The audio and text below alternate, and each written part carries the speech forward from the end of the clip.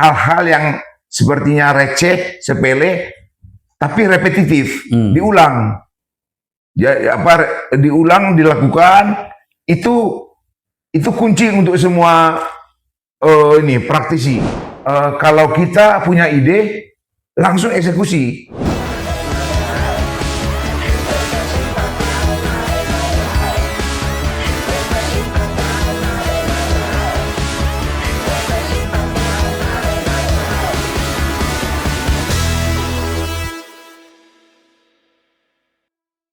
Assalamualaikum warahmatullahi wabarakatuh. Ketemu lagi kita tipster di acara kita ya, yang kita tunggu-tunggu tidak lain adalah tips dan entrepreneurship innovation program by Sahejo. Tipster, hari ini kita kedatangan tamu yang istimewa ya, yang sudah kita minta beberapa waktu yang lalu, tapi karena kesibukan beliau baru hari ini beliau hadir bersama kita ya. Beliau luar biasa karena beliau adalah orang yang multi talents, kemudian juga orang yang menurut saya banyak pengalaman di bidang bisnis maupun di bidang motivasi ya. Hadir hari ini yang luar biasa adalah Bang Sabar Situmorang.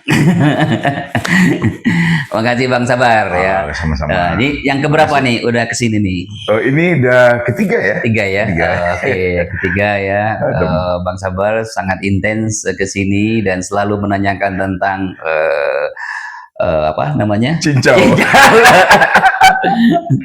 Ya, Bang Sabar, makasih ya sudah hadir di tempat kita ini. Ya. Gitu ya. Tadi sudah dibuka dengan makanan nasi goreng. Ya, nasi goreng. Gimana komentar nasi goreng? Nasi goreng Sahejo, gokil. Gokil. Nanti habis ini kita makan siang di satu lagi. Kalau ini kan kafe ya. Oh. Nanti kita makan di resto Abauki. Abauki.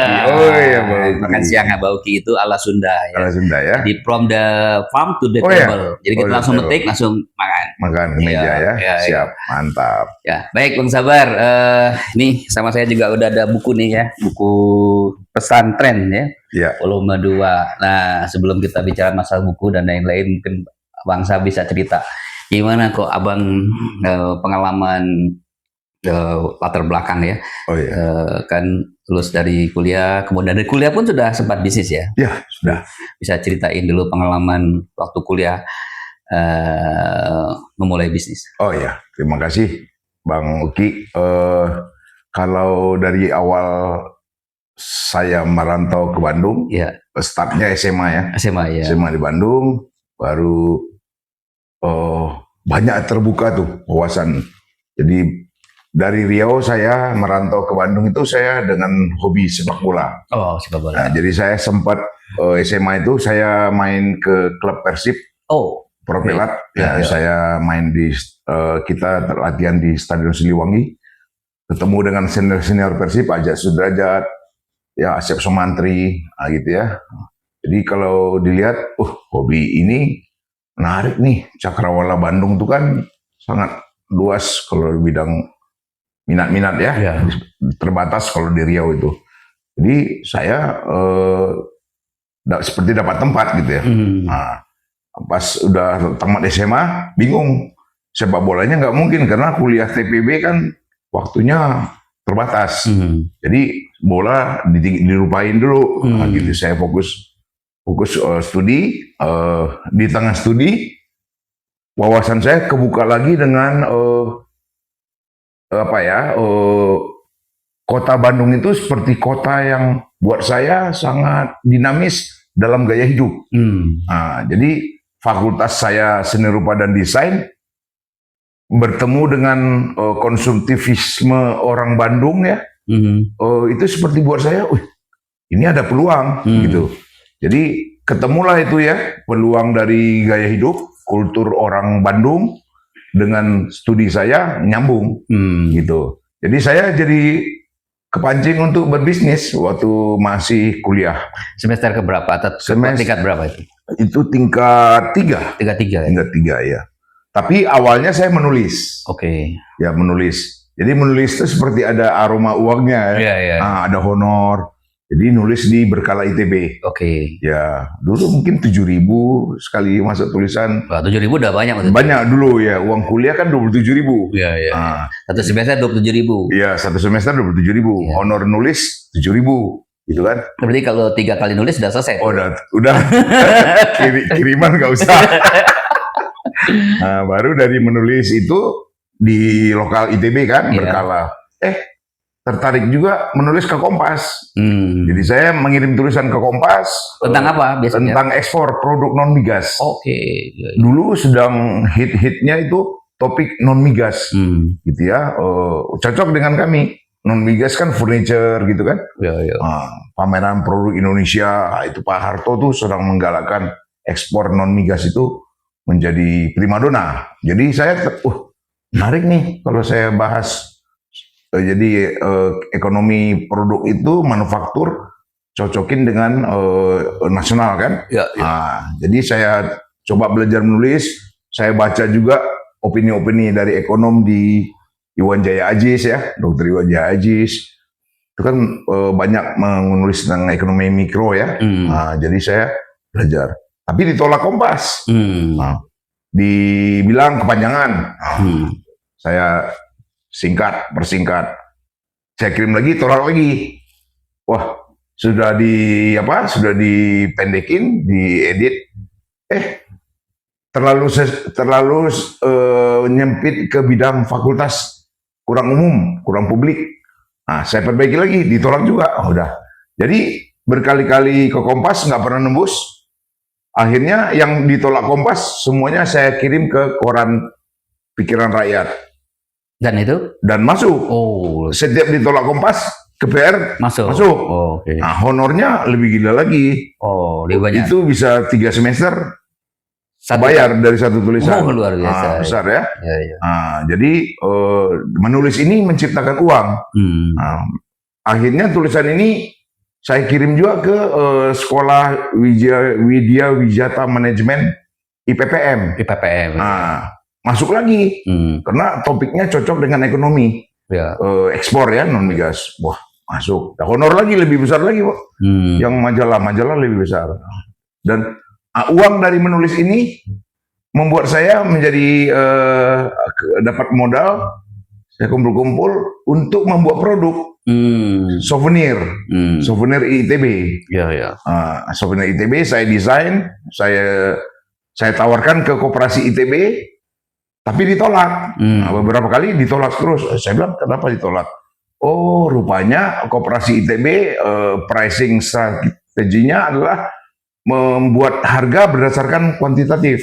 Jadi berapa gramasi, berapa luas, berapa gede, berapa berat bahannya. Saya bilang, kenapa kualitatifnya nggak dihitung? Ide, desain, keunikan, values-nya. Wah, nggak bisa, di ITB harus terjangkau mahasiswa. Saya bilang, kalau ada keunikan, saya mau yang berbeda. Saya bilang, mau yang lebih menawarkan keunikan. Ternyata tidak ada tempat. Akhirnya saya jual sendiri, saya jual ke kantin di ITB, saya jual di Unpad, saya jual di Unpar. Artinya properties atau souvenir ITB laku di Unpad? Oh tidak, disesuaikan dengan kampusnya masing-masing. Tempat kampusnya. Okay. Dan itu sangat laris. Laris ya. Laris. Akhirnya saya berkembang lagi ke UGM. Jadi merchandise UGM, merchandise WNS. Iya. Kayak sama kayak gini nih. Saya membuat yang begini dulu. Oke. Jadi Ivy League itu kan menonjol merchandise-nya. Sampai hari ini saya kira merchandise ini masih disukai ya. UI nggak masuk? UI masuk. Masuk juga. IPB masuk. Jadi ada 8. Jadi masuk di perguruan tinggi lain, ITB tidak. Tapi di kampus sendiri tidak pernah lolos. Iya, tidak dapat tempat. Gitu ya. Jadi itu pelajaran dari koperasi yang saya terima itu membuat saya, wow, ini ada pasar yang nggak diendus oleh orang koperasi. Jadi bahwa mahasiswa itu tidak selalu harus yang murah. Karena ada anak dirjen di ITB, anak menteri di ITB kan. Dia kan mungkin bermobil. Banyak merchandise ini yang untuk dipasang di mobil. Nah, kalau yang kurang daya belinya, mungkin beli yang murah-murah, tempel di kosan, di kaca jendela kosan kan. Atau kirim ke kampung ya. kirim ke kampung. Jadi gitulah, itu pelajaran dasar yang saya dapat waktu mahasiswa. Jadi dari situ saya ini mendapat income dari 7 kampus ini. Uang dari omset ini saya gunakan ke luar negeri. Oh, ke luar negeri ya? Ke luar negeri. Kemana? Saya cari yang murah. Oh, dari mana rute yang murah? Oh, terbang ke Singapura lewat Batam. Kan fiskalnya murah. Ya, ya. Fiskal laut. Ya, ya. Jadi kalau dari bandara 1,4 dulu, 1,2, 1,4 ya. Kalau dari laut mungkin 600 dulu ya, atau 4. Jadi saya selalu cari murah. Jadi frugal itu sebenarnya dari pebisnis. Frugal itu pelajaran dari pebisnis. Mungkin diterapkan ke dunia umum kehidupan sehari-hari. Jadi frugal living itu banyak nilai-nilai itu dari etos dari pebisnis. Ya, jadi saya terlatih untuk budget. Tiket budget, akomodasi budget. Jadi pelajaran ini pelajaran bisnis yang paling basic ya. Bagaimana efisiensi, efektivitas proses saya perjalanan itu ya. Jadi di luar negeri saya memantau produk-produk apa yang bisa saya kembangkan, intip untuk saya saya jadi di Kopas ya. Di Kopas aja gitu ya. Dan sambil ikut seminar desain, bisnis, itu biasanya dikawinkan di luar. Kalau di seminar-seminar dikawinkan desain and bisnis. Wah, ini cocok sekali. Karena saya bahasa Inggrisnya nggak bagus, saya simak aja, minta hard copy, saya terjemahkan di Bandung. Setelah pulang, saya kirim ke koran. Uang lagi. Ya, jadi halangan untuk tidak bagus berbahasa Inggris itu nggak jadi kendala buat saya. Buat saya nggak apa-apa. Topik menarik, pembacanya juga banyak kan. Jadi kalau saya sering nongkrong di fakultas, perpusnya fakultas, itu orang bilang, sabar nih, penulis nih, gitu. Jadi dianggap saya calon dosen karena sering nulis di koran kan, gitu.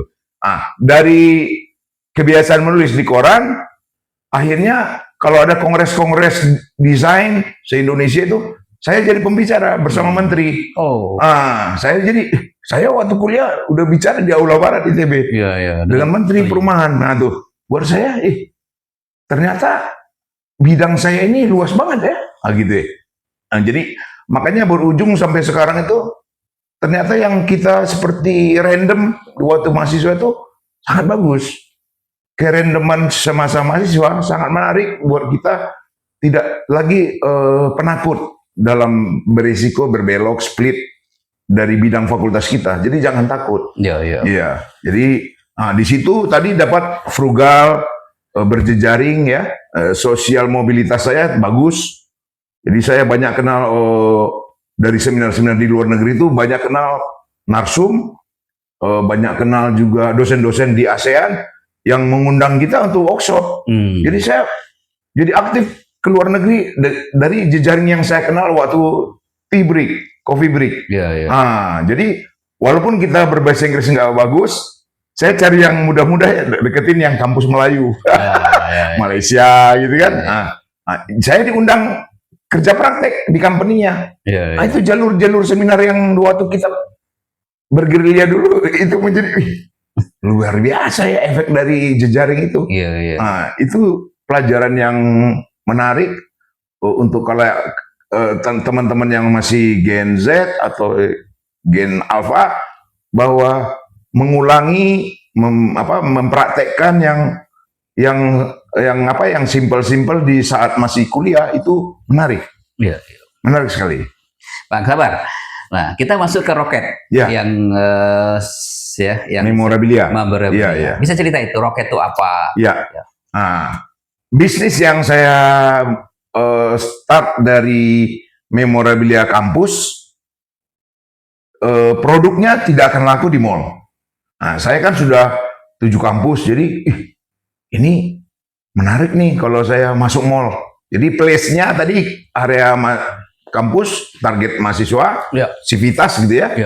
Oh ternyata karena ITB ke rumah saya melewati BIP, Bandung Indah Plaza, membuat saya, wah ini orang kaya Bandung hanya ke BIP. kan belum ada mall waktu itu. Ya, ya. Hanya baru BIP. Tapi saya tidak punya uang untuk menyewa di situ kan, mahal sekali. Karena hambatan keterbatasan modal. Tapi saya nggak mau berhenti dari nggak ada modal, enggak. Jadi saya mencoba memberanikan diri menanya ke toko yang ada di BIP itu, boleh nggak saya nitip produk saya? Apa itu? Gitu. Ternyata produk saya itu diterima oleh pemilik 2 toko di BIP itu. Jadi di Itu yang pertama. Itu yang pertama. Okay. Nah, jadi kalau kita punya ide, langsung eksekusi. Jadi jangan hanya dibayangkan gitu, didengar, ada narsum mengasih inspirasi, dengar, tapi eksekusi. Jadi saya selalu melihat ya, kalau kita anak muda, kawinkan yang 2 itu, berpikir dan bertindak. Berpikir dan bertindak. Oh, ada peluang, bertindak. Ya. Jangan hanya peluang nih. Nah, kelemahan orang seni rupa adalah mereka berhenti di berpikir desain kreatif tanpa eksekusi. Ya, dan idealismenya. Idealisme sangat tinggi karena idealisme itu membentengi dia dengan market. Ya. Itu kalau saya sudah berdamai dengan idealisme. Dengan market dengan idealisme. Karena apa?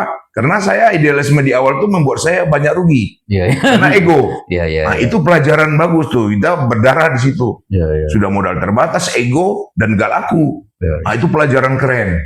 Jadi pertama kali masuk ke BIP, dititipi di 2 toko. Iya. Selanjutnya, begitu barang saya salesnya bagus, barang-barang lain di toko itu dikeluarin. Jadi pemilik toko ini meminta barang saya total.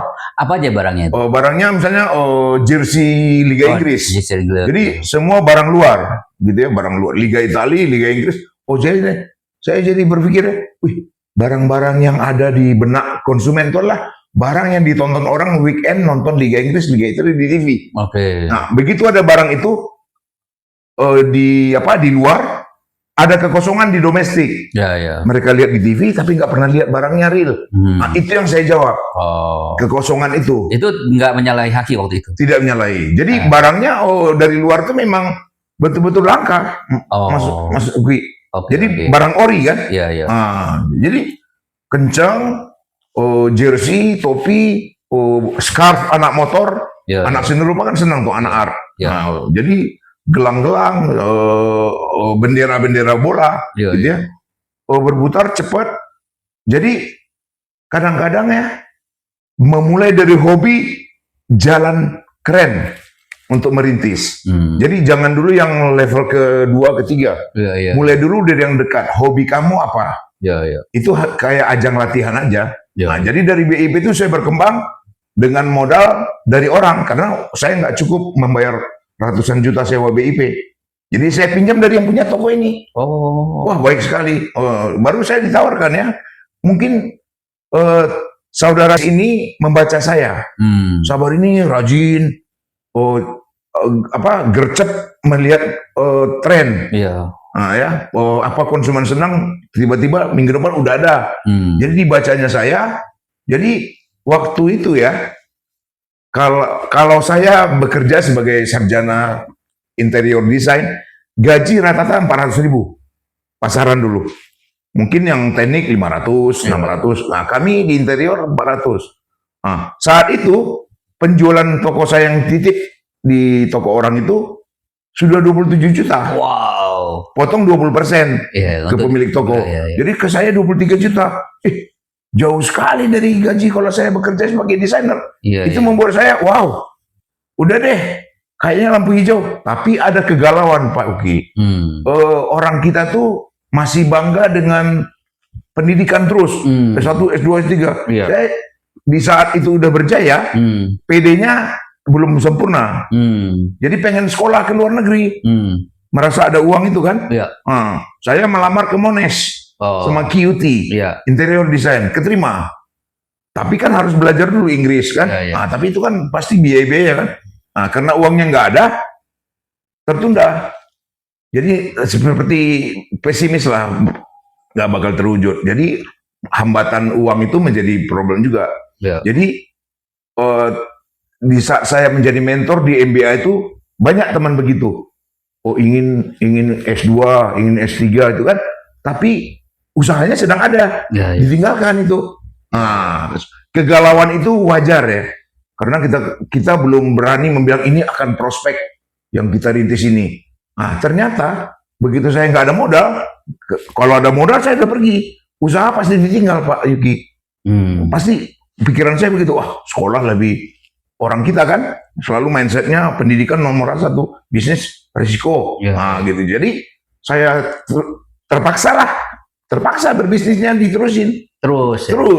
Sambil mengirim tulisan juga ke koran-koran. Jadi bis dua lah. Ya, dua. Satu buah produk Nulis. sama nulis. Ya, sambil jalan-jalan, ide yang di jalan tuh saya tulis. 3 berarti kegiatan. Ya. Nulis, jalan-jalan, sama bisnis. Iya, 3. Terus gimana ceritanya kok bisa sampai punya 8 mall? Dari BIP itu saya tahun 97 tuh Menjelang Krismas. omset saya sudah miliar. Wow. Sudah miliar tuh 97. Sudah lulus belum waktu itu? Sudah lulus. Nah, lagi S2. S2. Di S2 tidak diterima di TI. Karena saya seni rupa katanya, nggak bisa nanti berhitung. Ya. Saya bilang, ini kan bisnis. Jadi menghitung itu kan bukan alasan. Saya kan IPA keterima juga di ITB dulu kan. Saya terima FMIPA juga di ITB. Jadi mungkin karena kecoret, terpaksa S2 saya ke seni rupa lagi. Nah itu makanya kita sering galau di saat berbisnis, ada godaan untuk sekolah lagi. Padahal ini kalau ditekuni jadi, Pak. Cuma kita kan underestimate, baru ragu. Ini sustain nggak nih? Nah itu kan. Nah, jadi saya kena Krismon 97-98. Jadi waktu Krismon ini memaksa saya untuk buka di kota yang berdaya beli. Jadi kalau terlalu PNS kayak Solo, Bandung itu rawan.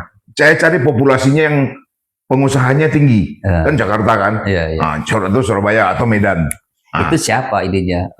Pembelinya siapa?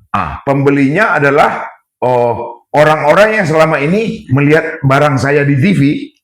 Waktu toko masih di Bandung, tapi nggak punya outlet di Jakarta. Jadi orang-orang yang selama ini pengen barang saya yang di TV itu dipakai artis, begitu saya buka di Jakarta, makin kencang lagi. Gitu. Itu kalau dari umur berapa? Umurnya dari umur SMA. SMA. Ya, SMP pun masih ada. SMP masih ada, SMA besar. Orang kuliah paling kuat. Tadi hubungan dengan artis gimana ceritanya? Kita sering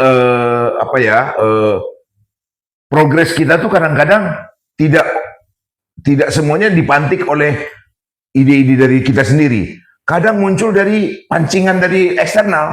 Nah, jadi gini, artis Project P, Daan, Isur, itu syuting di SCTV Surabaya. Nah, mereka lihat barang saya pakai beberapa artis di TV, dan mereka nanya, bisa nggak di endorse sama Roket waktu di BIP nih. Akhirnya kita coba kerjasama, saya support produk baju-baju dipakai oleh artis-artis Project P, dan disebutkan busana Project P oleh Roket Bandung Indah Plaza. Wah, dari situ berkembang ke artis lain. Jadi publisitas itu kadang-kadang bukan karena origin dari saya, karena ada yang datang. Bisa sebut artis-artisnya siapa aja? Artis-artisnya waktu itu Project P, Ceylon Seven, T5, Brown Sugar, Uya Kuya, Dewi Sandra, Tujuh Kurcaci, Al Eldul, Australian Idol, Komeng, nah itu. Jadi bukan hanya 1-2 artis yang di bidang musik, tapi berkembang menjadi presenter. Jadi Nico Siaan. Jadi presenter itu menjadi pancingan juga dari TV. Bar, jangan bandnya aja dong. Hostnya juga. Jadi saya menjadi eksternal itu penting. Jadi yang di provide ke mereka adalah baju. Jadi di endorse lah. Endorse ini yang saya lihat semacam apa ya? Pemasaran gerilya. Hmm. Coba kalau global brand misalnya Zara, dia nggak mau yang gitu-gitu. Oh, untuk pemain-pemain yang jeli, formal publisitas itu adalah cara global brand. Tapi kalau saya bergerilya, mengendorse beberapa acara kecil, misalnya di kafe, di klub, itu global brand nggak lihat. Jadi gerilya yang kita pakai G2, Pak. Jadi kalau formal misalnya kayak SK2, Revlon, dia nyari yang formal. Ternyata ada pemain lokal yang bermain gerilya, itu Wardah. Bareng saya tuh. Wardah make up pembaca berita. Make up juga host acara yang saya endorse. Saya endorse band, Wardah mengendorse hostnya. Sophia Lacuba, Titi Kamal, Nico Siahaan. Itu kan make up-nya oleh Wardah. Wardah berarti bermain gerilya yang nggak mau diendus oleh global brand. Makanya saya melihat, saya menarik juga kalau dia bermain tidak formal kontrak dengan media. Kan kalau media itu kan broadcast formal. Kalau yang gerilya kayak Wardah itu kayak hit and run. Tidak. Sampai sekarang saya lihat kalau di TV masih ada Wardah aja. Itu Cosmetic by Wardah. Cosmetic by Wardah. Itu gerilyanya global brand nggak suka. Itu skemanya kalau dengan TV dia bayar atau win-win, artinya semua di-provide oleh Wardah atau oleh perusahaan tadi, atau gimana kerjasama? Kalau media TV-nya atau bobot acaranya itu sudah kuat, itu Wardah ada cash. Bayar. Ya, tapi kalau masih merintis, baru acaranya belum terbentuk marketnya, pemirsanya gratis. Ya, karena mereka provide juga. Mereka provide. Kalau dulu kalau Sabar dulu gimana? Karena artis kan kalau setiap tampil tidak boleh mengulang baju yang sama di acara lain. Malu. Artis masa baju itu yang pernah di TV ini? Karena market ingat itu, Mas Ugi. Jadi ini bajunya kok itu lagi. Itu yang saya ambil sebagai peluang. Jadi artis kalau beli sekali pakai kebuang. Lebih baik dipinjemin. Seolah-olah dia baju baru terus. Padahal kita pinjemin sama dia gratis. Pinjemin gratis. Tapi kompensasinya ke kita dari TV. Gitu. Jadi artisnya bicara ke TV. Kami di endorse oleh Rocket. Minta template. Running text. Credit title. Gitu. Jadi Bang Sabar nggak bayar. Siapin Rp0. Untuk kostum tadi. Betul. Jadi meminjamkan itu low cost, high impact. Low cost, high impact. Jadi ceritanya dari tahun berapa sampai tahun berapa tuh ada di mall? Jadi ada di mall 1993 sampai 2017. Ada di 8 mall. Ada 8. Jadi Bandung Indah Plaza, Blok M Plaza, Mall Taman Anggrek, Pondok Indah Mall 2, Senayan City, Mall Lipo Kemang, Surabaya Tunjungan Plaza 3, Makassar MTC Karibosi. 8. Itu puncaknya tahun berapa? Puncaknya adalah tahun 2000 gitu. Itu berapa tuh omsetnya kira-kira? Itu sebulan bisa 300 juta. Wow, 200. Tahun itu ya? 200 juta ya. Tahun 2000 tahun 2000 bisa 300. Satu toko. Kali 8. Coba. Tapi enggak 8 langsung karena ada yang lemah kayak Makassar lemah. Jadi kalau mungkin dibilang di bawahnya ya kalilah gitu. Makanya dulu saya belum mengerti finansial. Jadi hanya menjawab tren, uangnya datang, tapi mau dikemanakan uang ini? Nggak tahu. Saya nggak tahu tuh. Jadi ilmu finansial saya di saat retail itu lemah. Nggak belajar, yang finance for non-finance. Tidak ada belajar. Jadi saya insting saya hanya produksi, tren dijawab, income datang, revenue, tapi bagaimana uang yang ngumpul ini dinaikkan pertumbuhannya? Apakah dengan retail lagi atau ada sub bisnis kedua, lapis 2? Itu belum sampai otak saya ke sana. Jadi triangle, produk, marketing, finance. Finance. Duanya kuat, satunya pincang. Satu pincang banget, banget. Jadi kenapa saya bertahan dengan ilmu finansial yang lemah? karena terlalu kuat trennya. Hmm. Makanya buku pesantren ini itu yang membuat saya hidup karena trennya sangat kuat. Ya. Jadi Berarti kalau rata-rata 200 juta aja sebulan kali 8 1,6 M sebulan kali setahun. Wah, besar ya. Oh ya, gitulah. Iya. Gitu. Tahun itu ya. Yang terbesar di pengeluaran saya adalah mobilitas saya ke berbagai negara. Berburu ide-ide, event-event, misalnya ada event misalnya film dari Hollywood launching di India, saya terbang. Acara MTV di Bangkok, saya terbang. Ada launching lagi di Hong Kong, saya terbang. Jadi cost itu sangat besar. Dan saya mungkin banyak ditertawakan oleh anak-anak Bandung. Ngapain sih acara-acara begitu yang nggak langsung ke sales? Itu investasi yang mungkin banyak anak muda saat itu tidak baca. Makanya hari ini saya masih punya memori yang banyak untuk saya tulis dalam proses itu ya. Jadi tahun 1993 sampai 2017 saya membuka retail. Itu di sininya kalau saya recall tulisan saya sudah ribuan. Hari ini tulisan saya sudah 4.000. 4.000 ya. 4.000. Itu belum saya recall lagi tulisan saya tentang bagaimana saya menyiapkan ide-ide produk itu yang lebih detail. Misalnya produk ini, produk ini. Bagaimana ini ada copywriting di produk ini? Dari mana idenya? Itu perlu saya tulis juga satu buku. Jadi generate idea itu belum saya tulis. Gitu. Baik, Tipster. Nah, kita sudah dengerin tadi ya dari Bang Sabar gitu ya, pengalaman beliau mendirikan Rockets Memorabilia. Memorabilia tahun 2000-an puncaknya di 48 mall besar-besar. Kemudian kita tanyakan sama Bang Sabar ya bagaimana kondisinya sekarang untuk belajar pengalaman untuk Tipster. Ya, Bang Sabar. Tahun 2000 puncaknya, kemudian kapan turunnya dan bagaimana kondisinya sekarang? Puncak start 1993. Puncak tahun 2000. Anti klimaks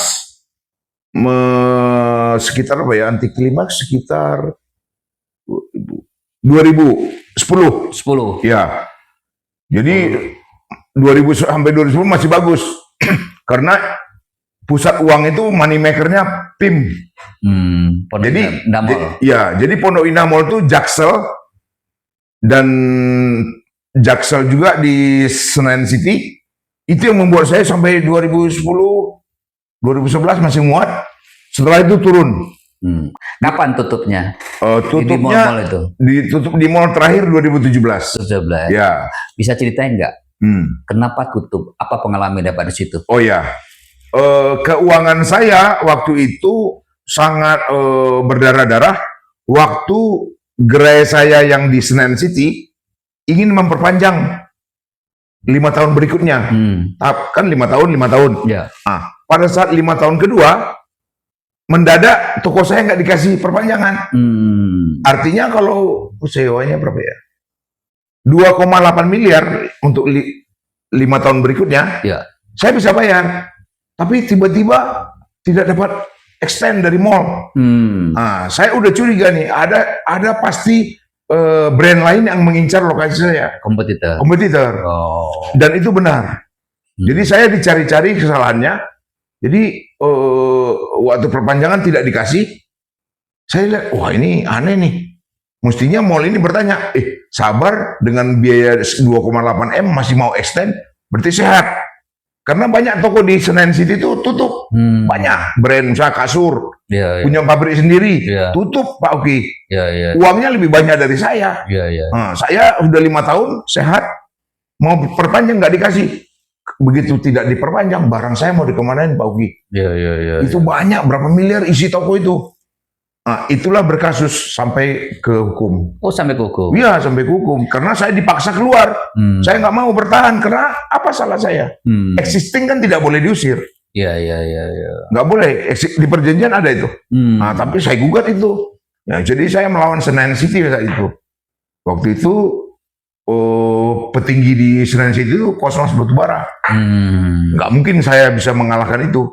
Ya, Jadi orang pada bilang, udah susah menang lah. Kalau dibawa ke hukum juga. Baru lawyer Senayan City, Endro Priyono jenderal. oh, Lawyernya, wah tambah ini saya, ya, ya, tambah berat gitu ya. Jadi nanti bakar uang tuh artinya. ya, ya, ya, Sampai ke MA, duit juga Pak. ya, ya. Jadi artinya uang saya habis di situ Pak. Ya. Habis di situ. Nah, jadi ada uang saya sisa, berapa M, ini begitu nggak dapat tempat lagi diperpanjang, itu kan artinya saya tuh menghilangkan mesin uang yang keren Pak. Sensi itu sama PIM itu. PIM itu dicoplok juga Pak. Di tempat bagus selalu ada yang mengincar.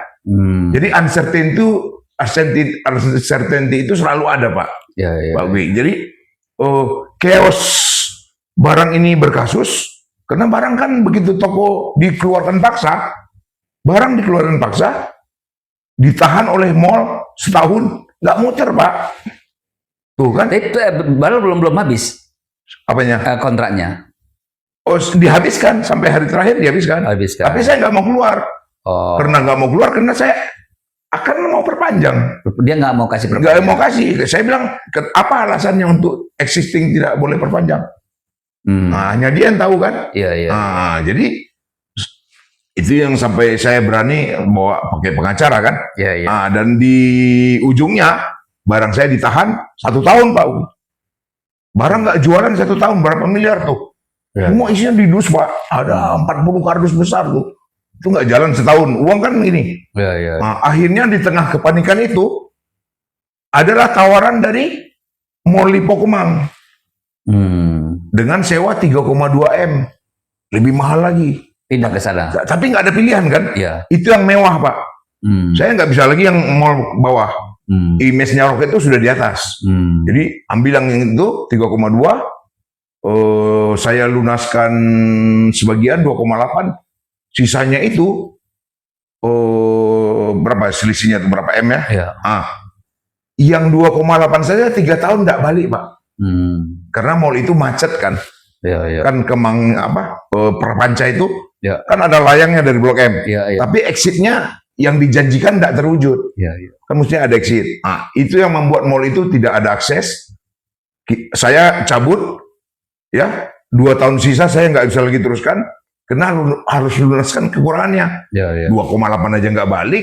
Kalau saya lunasin sama aja naruh uang lagi kan. Iya, iya. Nah, setelah saya keluar, kolaps juga Debenham 5 lantai dengan alasan kredit nggak ada. Nah itu kan. Jadi kita tidak selalu bisa memastikan sustainability kita karena faktor eksternalnya juga ikut. Misalnya traffic, aksesibilitasnya membuat orang Jakarta paranoid, macetnya Jaksel kan, Antasari itu. Ya. Itu ya. Jadi barang bagus, aksesibilitas nggak dibenahi. Ya. Itu Pak Uki. Ya. Gitu. Nah, Bang. Jadi tutup satu. Yang lain-lain gimana? Tutup semua. Tutup semua. Ya, Apa lesson uang learn? berdarah. Apa lesson learn yang dapat untuk audiens dari pengalaman itu? Oh ya, makanya dari kelincahan saya selama dulu rajin seminar, rajin nulis, banyak jejaring, membuat saya banyak sekali opsi. Ya, jadi saya beruntung tidak hanya terjebak memikirkan produk. Jadi saya tidak terjebak sama sales only. Karena saya membangun jejaring, saya punya link banyak artis. Jadi yang saya eksekusi selama berretail dari tahun 1993 sampai 2017 itu masih ada panggilannya. Media TV masih manggil, tapi karena toko nggak ada, kan uang udah kesedot habis. Ya, ya. Mati uangnya. Ya. Jadi kalau mau mulai lagi, saya masih punya banyak modalitas. Link jejaring artis, link jejaring media masih ada, ya kan? Baru sourcing barang saya di beberapa negara masih memanggil, Ya, ya, ya. gitu, masih suportif gitu, gitu. Jadi saya pikir, wow, tapi kan sudah beda sekarang. Jadi sekarang hybrid antara offline dengan online mesti hidup untuk Ya, ya. optimasi kan. Ya, ya. Nggak bisa kita hanya, saya kan riwayat saya 1993 sampai 2017 offline 100%. Dan di situ belum ada online. Ya, ya. Belum ada online. Gitu. Sekarang era baru ini harus pikir ulang. Ya, ya. Gitu. Jadi tutup tahun 2017 stop. Stop. Terus apa rencana ke depan? Karena banyak pengalaman-pengalaman yang saya lakukan selama masih berbisnis dulu, ngajar di kampus, baru narsum di beberapa kementerian, baru menulis, tumbuh lagi. Jadi buku-buku ini lahir pasca toko selesai. Jadi menulis ini menjadi merecall memori yang bisnis yang lama menjadi fisik. Yang membuat saya menjadi wow, ini menarik juga karena tidak banyak orang berbisnis yang bisa masuk ke wilayah buku ya. Tapi dalam topik bisnis tidak banyak. Karena mereka terjebak ke sales. Jadi teman-teman saya, batch saya dari Bandung dulu tidak ada memori untuk mereka share ke publik. Jadi saya berpikir roket itu bisa di-extend, tidak hanya produk tapi juga forum. Gitu. Jadi produk and forum. Forum ini bisa mengajar, bisa narsum di kementerian. Sampai hari ini saya masih diundang di kementerian. Baru saya pikir, ternyata ada ininya, ada kanal-kanal yang dulu saya lakukan minim, sekarang menjadi wow, hidup nih. Gitu. Nah, sekarang toko saya ada di kampus-kampus. Ada di kampus. Masih di sekarang. UI ada masih. Muncul lagi yang bisnis dulu. Saya hidupkan lagi UI, ITB, Unpar, sama destinasi Danau Toba. Ada ya? Ada 4 sekarang ini saya, outlet saya. Karena mendesain itu masih keluar. Apa produknya? Memorabilia University. Memorabilia University. Ya, yang ini gini. Wah, ini lumayan gokil nih. Gitu. Tidak ada ininya. Tidak ada berhentinya ini. Penerimaan mahasiswa baru ini dicari kelulusan, keluarga nyari ini. Gitu. Jadi kan itu pengalaman lama ini. Baik, Tipster. Nah, ini ada buku ya, luar biasa. Ini buku Sabar Situmorang, pesantren, volume 2. Ini volume yang terakhir ya? Nanti sampai volume 50. 50? Ya. Sekarang ini baru volume 2? Volume 2. Nah, buku ini cerita tulisan-tulisan pendek ya, dari Bang Sabar gitu ya, tentang ide-ide bisnis. Iya, betul. Kemudian apalagi cerita? Bisa cerita tentang buku ini, Bang. Gimana caranya bisa nulis buku ini? Buku ini kanal buat saya, kanal. Jadi selama saya berbisnis, ikut jaga toko, tidak setiap menit atau jam ada customer masuk toko. Jadi kadang-kadang toko 3 jam nggak ada yang datang. Jadi saya sebagai kasir baca buku. Semua koran-koran, majalah yang buat saya nyambung ke bisnis, kreatif, desain, saya baca. Sekarang saya tuangkan ke bentuk buku. Nah, jadi jangan terjebak ke produk, jangan terjebak ke sales. Jadi exercise terus, karena di ujungnya nanti apapun yang terjadi, kanal itu akan terbuka karena kita udah pernah melakukannya. Seperti rajin membaca. Kalau membaca buku itu standar ya. Saya sekarang membaca lingkungan. Jadi saya membaca lingkungan itu udah dari tahun 90-an. Lingkungan tuh saya baca, tapi dengan apa? Dengan tafsir. Misalnya tentang tren, tentang kota, tentang konsumen, event-event di luar, itu saya baca dan saya jadikan apa? Ke produk bisa, ke tulisan bisa. Jadi tulisan-tulisan ini adalah curahan pikiran saya, dan saya fokuskan ke kreativitas, berpikir dan bertindak dalam bisnis. Gitu. Maka saya sebut bukunya pesantren. Pesantren. Nah, di luar buku pesantren yang nanti harapan saya akan sampai ke volume 50-an. 50. Ini baru 2 nih. Iya, iya. Nah, ada lagi yang sub temanya. Ya. Happinomics, Imperience, Workshop. Itu beberapa judul-judul yang tidak masuk ke pesantren. Nah, gitu. Tren ini sih maksudnya tren ya? Ya, tren. Jadi kecenderungan. Kecenderungan. Ya.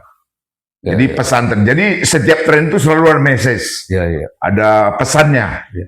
Nah, itu yang saya coba tafsirkan. Ya, ya. Gitu. Ya, menarik bukunya ini sama juga seperti tulisan-tulisan Bang Sabar ya. Hampir setiap hari mengirim di grup WA ya. Itu sama tulisan ini atau beda? Saya pilih. Pilih. Ya. Ya, ya. Luar biasa. Saring, ya. Luar biasa. Tiap Ya. pagi, tiap Ya. hari ya. Yang ditanya Selalu- orang, tidurnya kapan? Karena jam 1 subuh posting. Iya, iya. Nah, orang nanya, Bar, tidurnya kapan? Katanya. Iya. Tapi dia melihat saya seperti, ih, kurang tidur nih. Gara-gara nulis itu. Iya. Dia nggak tahu saya gembira. Oh, Menulis ini kanal kegembiraan. oke. Itu nggak kenal kurang tidur tuh. Kalau udah nulis, wow. Iya, iya. Nah, itu. Tapi mungkin saya sudah dapat soulnya. Oke, Bang Sabar. Jadi kalau kita lihat Bang Sabar ini ada 4 ya. Tadi satu aktivitasnya, Ya. satu adalah menulis, Ya, ya aktif sekali. ya, Yang kedua jalan-jalan. ya, Masih? betul. Ya, masih. Yang ketiga memberi motivasi di kampus-kampus, Ya. ya, memberi kuliah, memberi training, memberi seminar, Ya, Yang bedah buku. udah buku. Ya, Yang keempat adalah bisnis. ya, Masih jalan. masih. Alhamdulillah. Nah, dari 4 ini rencana ke depan apa yang mau dilakukan? Rencana ke depan saya tidak memastikan itu, Ya. tapi saya masih tetap dalam jalur Happinomics. Oke, Happinomics. Happinomics. Apa yang maksud Happinomics?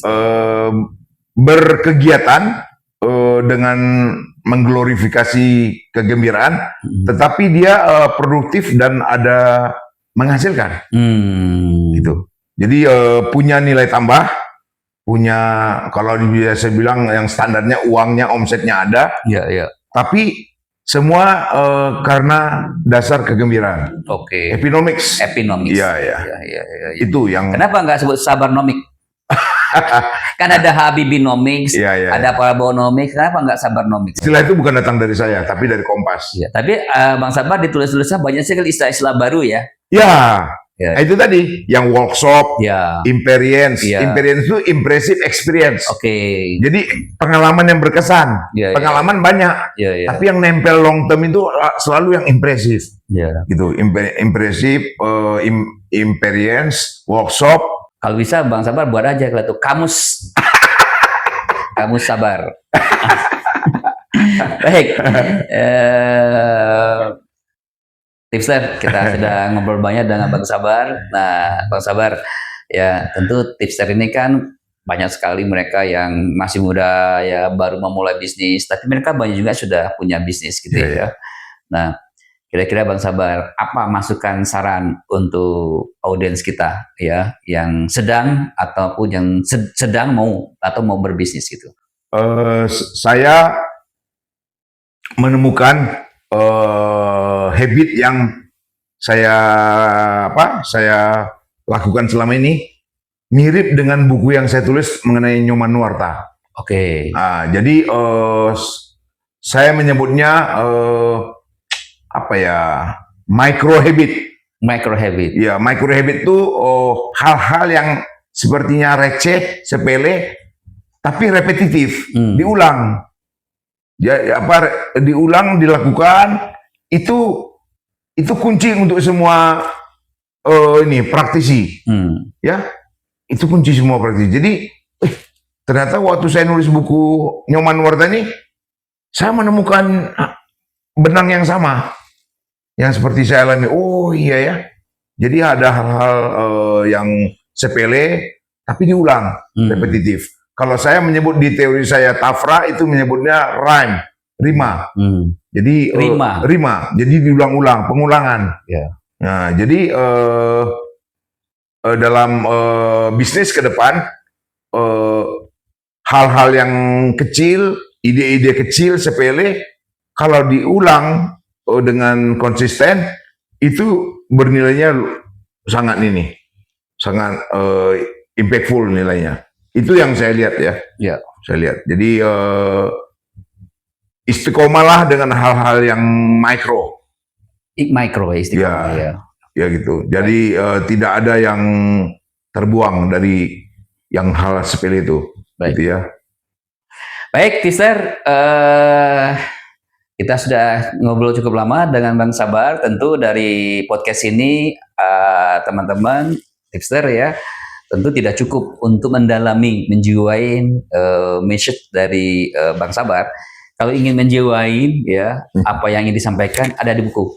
Nih. Pesantren 1 dan 2 di sini lengkap sekali gitu ya pesan-pesannya gitu ya, dan singkat-singkat, dan itu banyak memberikan motivasi, kemudian inspirasi, kemudian juga komparasi ya, dan sisi yang lainnya ya, sisi-sisi yang lainnya yang Anda bisa pelajarin pemikiran Bang Sabar ya. Jadi menurut saya daripada Anda keluar negeri, suruh Bang Sabar keluar negeri, kemudian baca bukunya, Anda sudah keluar negeri ya, dapat ide-ide beliau ya. Sekali lagi Bang Sabar, terima kasih atas waktunya. Mudah-mudahan Bang Sabar tetap sukses. Terima kasih. Ya. Targetnya yang 50 tahun kapan jadinya? Kalau satu buku 1 tahun berarti 50 tahun. Lagi. Lagi. Oh, berarti Bang Sabar masih 110 hidup, tahun. Masih tetap hidup 100 tahun ya. Nggak mungkin kan satu buku hanya 3 bulan muncul lagi kan? Iya. Pasti setahun satu aja udah cepet tuh. Oke. Selama ini setahun berapa? 3 ya? Iya. Oke. Wah, 1-3 tahun. 1-3 tahun. Iya. Bisa dipercepat tidak? Oh bisa. Tapi kan pemasarannya kan harus. Iya. Kadang-kadang setahun belum cukup waktunya untuk satu series. Ya. Jadi kalau 50-an tuh. Ya, berarti kita berdoa supaya Bang Sabar tetap sehat ya. Dipercepat bukunya lebih banyak, kemudian yang membeli bukunya juga lebih banyak, kemudian yang 4 tetap jalan, ya, 1 jalan-jalan masih tetap jalan sehingga memberikan motivasi teman-teman. Yang kedua menulisnya produktif, yang ketiga memberi motivasi ke anak-anak muda di kampus untuk menjadi entrepreneur juga tetap jalan. Yang terakhir adalah bisnisnya juga tetap makin maju. Ya, terima kasih sekali lagi Bang Sabar. Terima kasih Mas Ugi. Ya, mudah-mudahan sukses. Ya, assalamualaikum warahmatullahi wabarakatuh.